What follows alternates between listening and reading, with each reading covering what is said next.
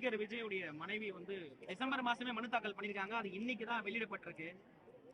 இது ஒரு ஆனா திரு விஜய் அவர்களை பொறுத்தவரை அவருடைய மனைவி அவர்கள் டிசம்பர் மாதத்துல விவாகரத்துக்காக செங்கல்பட்டு கோர்ட்டுல அந்த விவாகரத்துக்கான அந்த பெட்டிஷனை அவங்க பதிவு செஞ்சிருந்தாங்க. இன்னைக்கு அது வெளியே வந்திருக்கு.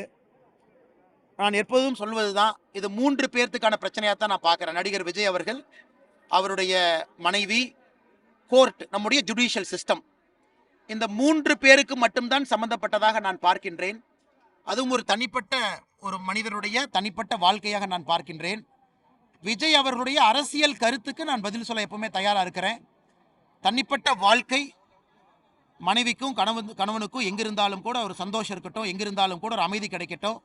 அதனால் அரசியல் ரீதியாக நான் கருத்து சொல்ல விரும்பல. விஜய் அவர்கள், மனைவி அவர்கள், சம்பந்தப்பட்ட கோர்ட்டு, இந்தியன் ஜுடிஷியல் சிஸ்டம், இவர்களுக்குண்டான பிரச்சனையாக தான் நான் பார்க்கிறேன். அதனால் இதை நான் அரசியல் படுத்த விரும்பவில்லை. ஒவ்வொரு முறையும் மக்கள் சந்திக்கும் பொழுதுதான் அவருக்கு ஒரு பிரச்சனை ஏற்படுதுங்கிற மாதிரி பார்க்கலாம். ஆனா எப்பொழுதுமே ஒரு அரசியலுக்கு வந்துட்டோம் அப்படின்னா it is a trial by ஃபயருங்கண்ணா. ஒரு தீப்பந்தத்துக்குள்ள ஒரு மனிதன் போயிட்டு வெளியே வர்ற மாதிரி தான்.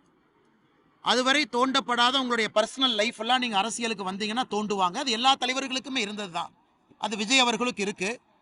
அவர் அரசியல் வரும் பொழுதே இதையெல்லாம் உணர்ந்து தான் வந்திருப்பாருன்னு நான் நினைக்கிறேன். இதை அவர் கடந்து தான் போகணும், தாண்டி தான் போகணும்.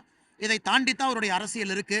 இதையெல்லாம் பார்த்து தான் மக்கள் அவரை ஏற்றுக்குவாங்களா ஏற்றுக்க மாட்டாங்களான்னு இந்த எலெக்ஷன் முடிவு செய்யும். அதனால் விஜய் அவர்களை பொறுத்தவரை ட்ரையல் பை ஃபயர். ஒரு சினிமா நடிகராக நிம்மதியாக நான் வீட்டில் இருந்திருக்கலாம், நிம்மதியாக நான் ஸ்டார் வேல்யூவோடு இருந்திருக்கலாம். நான் கையை தூக்கி காட்டினா 1,00,000 பேர் எனக்கு வந்து ஆரவாரம் செய்யலாம். சிரஞ்சீவி அவர்களுக்கு ஏற்பட்டது தான். எத்தனையோ பெரிய நடிகர்கள் அரசியல் களத்திற்கு வந்த பிறகு ட்ரையல் பை ஃபயர் ப்ரெஷரில் தான் அவங்க வெளியே வரணும். இது புரட்சி தலைவர் எம்ஜிஆர் அவர்களுக்கும் ஆரம்ப காலத்தில் இருந்துச்சு. அதனால் இது பாசிட்டிவ் நெகட்டிவ் நான் சொல்ல விரும்பலை. விஜய் அவர்கள் இதை கடந்து போகணும், இதற்கான விலையை கொடுக்கணும், இதற்கான நியாய தர்மத்தை தாண்டி தான் ஒரு பயணம் செய்யணும். அதனால் இது ஒரு தனிப்பட்ட ஒரு வாழ்க்கையில் இருக்கக்கூடிய ஒரு பிரச்சனையாக நான் பார்க்கிறேன். இதில் நான் இந்த நேரத்தில் ஒரு தனிப்பட்ட மனிதனை பற்றி ஒரு விமர்சனத்தை வைத்து அதை அநாகரிகமாகவோ அரசியல் படுத்தவோ நான் விரும்பலை.